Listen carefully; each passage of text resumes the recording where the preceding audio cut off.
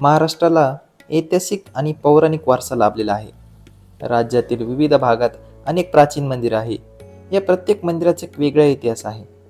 तुम्हाला देव, दानव आणि त्यांच्या युद्धाबाबत माहिती असेलच. बृहस्पती हे देवांचे गुरु होते, तर दैत्यांचे गुरु हे शुक्राचार्य होते, अशी पुराणात नोंद आहे. दैत्यगुरु शुक्राचार्य यांचे एकमेव मंदिर महाराष्ट्रात आहे. दंडकारण्य म्हणून प्रसिद्ध असलेल्या अहिल्यानगर जिल्ह्यातील कोपरगाव बेटात गुरु शुक्राचार्यांचे एकमेव मंदिर आहे.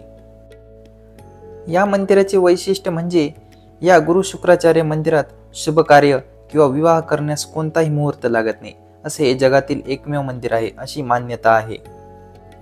अहिल्यानगर जिल्ह्यातील कोपरगाव बेट हे गुरु शुक्राचार्यांचे कर्मस्थान म्हणून ओळखले जाते. याच ठिकाणी त्यांनी तप व वास्तव्य केला आहे.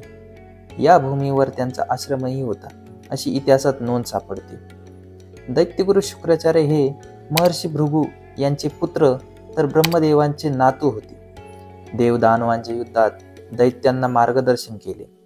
शुक्राचार्य यांनी महादेव यांना प्रसन्न करून संजीवनी मंत्र प्राप्त केला. या संजीवनी मंत्रांनी ते दैत्यांना पुन्हा जिवंत करत. हे पाहून देवांनी बृहस्पती पुत्र कच यांना शुक्राचार्य यांच्याकडे पाठवले. जिथे कच यांनी संजीवनी विद्या प्राप्त केली ते ठिकाण म्हणजे शुक्राचार्य मंदिर होय. मी कचेश्वर मंदिरावर वेगळा व्हिडिओ बनवला आहे.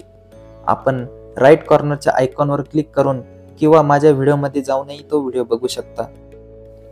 गोदावरी नदीच्या किनारी गुरु शुक्राचार्य यांचे समाधी मंदिर आहे. या गुरु शुक्राचार्य मंदिरात शुभ कार्य, विवाह करण्यास कोणताही मुहूर्त लागत नाही, असे हे जगातील एकमेव मंदिर आहे. अगदी श्रीहस्त काळ असला तरीही येथे लग्न लागतात. आजही या मंदिरात मुहूर्त वेळ, नक्षत्र यांचे कोणतेही दोष न लागता 12 महिने विवाह सोहळे होतात. ज्यावेळी राजा ययातीने देवयानीचे पाणी ग्रहण केले त्यावेळी श्रीहस्त काळ सुरू होता व ग्रहण नक्षत्र अनुकूल नव्हते. तेव्हाही शुक्राचार्यांनी येथे एक महायज्ञ करून संपूर्ण भूमी आपल्या तपबलाने पावन केली व ग्रह नक्षत्र अनुकूल करून घेतले. तेव्हा ययाती व देवयानी यांचा विवाह संपन्न झाला. तसेच त्यांनी या भूमीला वरदान दिले की येथे कुठलाही शुभ मुहूर्त नसला तरी येथे विवाह संपन्न होऊन यशस्वी होतील.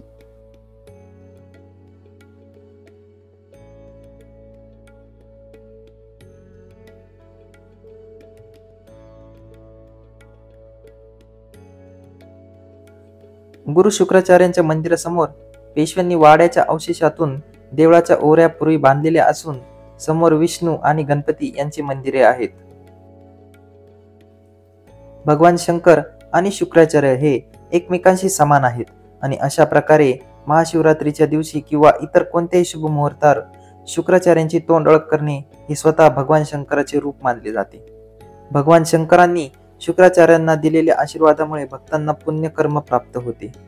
त्यामुळेच महाशिवरात्रीच्या दिवशी आणि वर्षातील इतर शुभ दिवशी जगभरातून लोक या मंदिरात गर्दी करतात. म्हणून हे जगातील अद्वितीय मंदिर आहे. मुख्य मंदिरात गुरु शुक्राचार्यांची मूर्ती आणि शिवलिंग आहेत. काळ्या पाषाणातील नंदीची मूर्ती आणि नंदी समोरील कासव मुख्य मंदिराबाहेर आहेत. घाट गणपती, दुर्गा, विष्णू आणि दत्तात्रेय यांना समर्पित मंदिरेही मुख्य मंदिराबाहेर आहे. मंदिर शिव पंचैतन शैलीनुसार बांधलेले आहे. व्हिडिओ आवडले असल्यास चॅनलला लाईक, शेअर आणि सबस्क्राईब करा. धन्यवाद.